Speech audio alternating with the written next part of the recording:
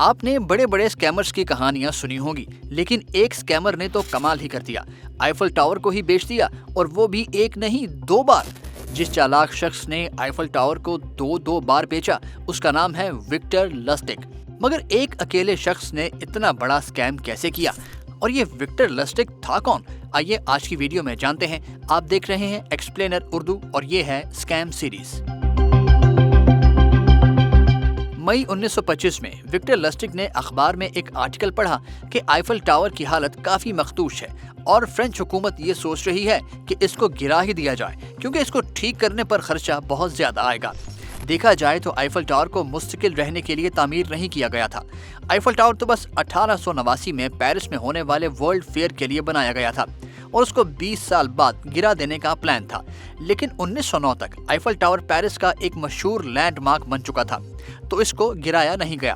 مگر 1925 تک Eiffel tower کی کوئی ریپیئرنگ نہیں ہوئی، اس لیے اس کی حالت بھی کافی خراب ہو گئی، تو اس کو گرانے کی باتیں پھر سے سر اٹھانے لگیں۔ مگر اس خبر نے وکٹر کو ایک آئیڈیا دیا کہ وہ آئیفل ٹاور کو ہی بیچ ڈالے۔ مگر اس نے یہ کیا کیسے، آپ کو آگے چل کر بتاتے ہیں۔ وکٹر ایک بہت ہی کامیاب کون مین تھا۔ 1890 میں پیدا چیک ریپبلک میں ہوا۔ وکٹر لسٹک نے اپنی زندگی میں 45 شناختیں بنا رکھی تھیں تاکہ کوئی اس کے نشان تک بھی نہ پہنچ سکے۔ وہ ایک جگہ سے دوسری جگہ جانے کے لیے اپنا نام، پہچان اور حلیہ بھی بدل لیتا تھا۔ وہ دنیا کے مختلف ملکوں میں جاتا اور اسکیم کرنے کے لیے نئے طریقے ڈھونڈتا رہتا۔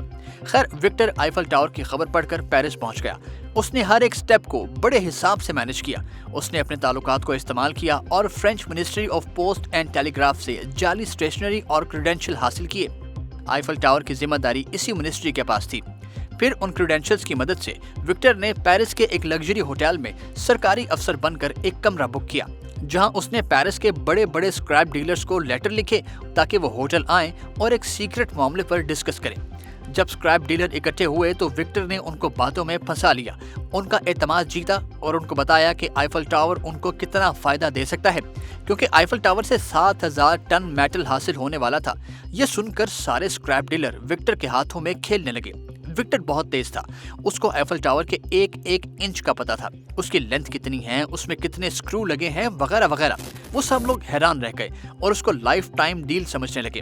پھر انہوں نے وکٹر کو ایک سیل شدہ بڈ پیش کر دی، لیکن وکٹر نے اپنا ٹارگٹ پہلے ہی پہچان لیا تھا، آندرے پوسون۔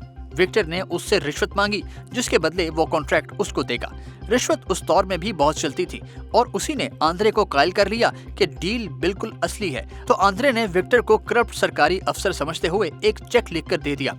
جیسے وہ اسکریپ ڈیلر گیا، وکٹر نے چیک فوری طور پر کیش کرایا اور ٹرین لے کر آسٹریا نکل گیا۔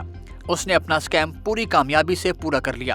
وکٹر نے کچھ دن اس پیسے سے عیاشی کی اور انتظار کیا کہ کب اس کے اسکیم کی خبر اخبار میں شائع ہو، لیکن وہ شائع نہیں ہوئی، کیونکہ لوگ یہ تسلیم نہیں کرتے تھے کہ ان کے ساتھ اسکیم ہوا ہے اور نہ ہی وہ رپورٹ کرتے تھے۔ اسی چیز نے وکٹر کو مزید حوصلہ دیا، مطلب وہ یہی اسکیم دوبارہ بھی کر سکتا تھا، اور وہی ہوا۔ کچھ ماہ بعد وکٹر دوبارہ پیرس آیا اور مختلف اسکریپ ڈیلرز کے ساتھ وہی سب کچھ دہرایا۔ ایک بار پھر وہ بڑی رقم لے اڑا۔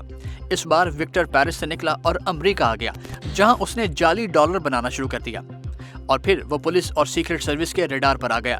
وکٹر نے $1 ملین جعلی بنائے، اور وہ بھی ایسے کہ جن کو ٹریس کرنا ممکن نہیں تھا، کیونکہ وہ پبلک کو ڈسٹریبیوٹ ہو چکے تھے۔ یہ کوئی چھوٹی بات نہیں تھی، اس سے ڈالر پر لوگوں کا اعتماد اٹھ سکتا تھا اور امریکی اکانومی ہل سکتی تھی۔ تو بس پھر سابیداروں نے مل کر وکٹر کو پکڑ لیا۔ یہ تھی وکٹر لسٹک کی کہانی، جس نے اسکیم ورلڈ کو ہلا کر رکھ دیا۔